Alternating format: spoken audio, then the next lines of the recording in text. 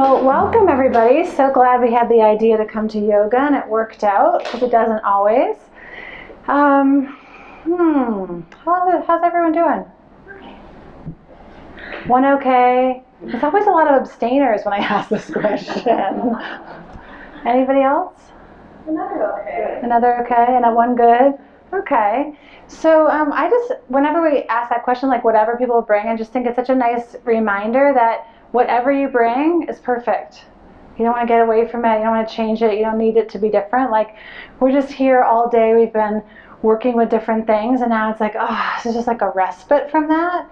And it's a chance to just move your energy and be with yourself and just let yourself be exactly as you are. So know whatever you've brought is just right. And what I thought we'd talk a little bit about tonight is something I've been talking about a lot recently, which is that I think of self-care as parenting ourselves, and that self-care is about repairing. And we came from this family of origin, whatever that looked like, and it was imperfect, because humans are imperfect. We're a very messy model. So we came from this imperfection, and then we created all of these ways of being to survive it, which is really quite brilliant if you think about it. Whether you were like the shit stirrer in the family or the peacekeeper, whatever your role, it was pretty brilliant that without even knowing or realizing, you created all of these ways to survive that family. And I always sort of have had this fantasy that like at 18, we would have this toll booth that you would go through, and there'd be this like 95-year-old African-American grandmother who would usher you in and lay you on the couch and say, okay, let's go through all your stuff. And she'd throw like 80% of it in the fire and say, so helpful back then, but you're done with that now. And you have this really nice light backpack to go forth of like, go forth and grow. But we don't have that. So what a lot of us do is like, we drag these packs of injuries and challenges that came from this imperfect family, and we start getting in other relationships, and we have two choices. We can kind of keep playing out our shit with other people and ourselves, or we can start trying to repair it. The repair sounds good, right? Like, who doesn't want to repair? That sounds better than acting out my shit, but it takes a lot of courage and help and strength and patience, and it's really hard. And so as I've been really thinking about how do we distill this down into something that each of us can work with every day, I've come up with, just for me right now, what I'm working with is this idea of accountability and compassion. So whether I'm parenting my children, or I'm parenting myself, or I'm parenting my friends or husband because I'm loving and caring for all of them, therefore I'm parenting and repairing, that accountability says, yeah, it's time to show up and do that thing today. And the compassion says, and I get that that's really hard for you. I get you don't really want to. I get that you'd much rather be like, I don't know, like eating scones, like laying on your back, watching like Netflix or something. And you still have to go do that. And so we had many moments growing up in life, and many moments as adults, where we've been really heavy on the accountability, like, you need to do this. This is what you're supposed to do. Get on it.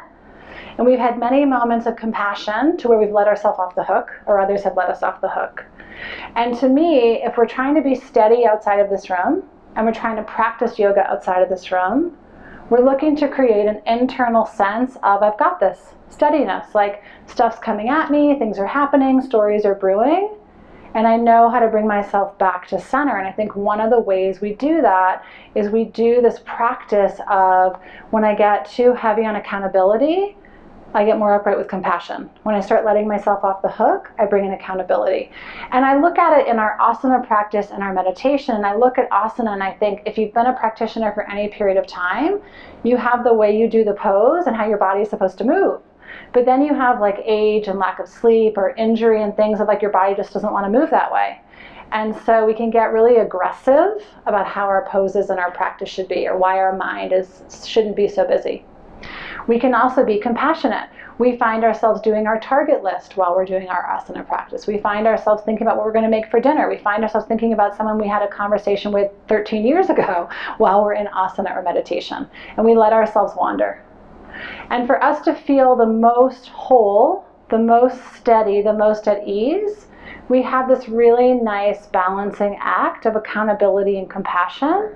So I invite you tonight in your practice, as you're moving your body, as you're in Shavasana, as you come to meditation, to really just be curious with yourself moment to moment It's like, imagine, I think they're called guy wires on the tree, right, that hold the baby tree up. Like, be your own guy wires so that you don't stray too far off.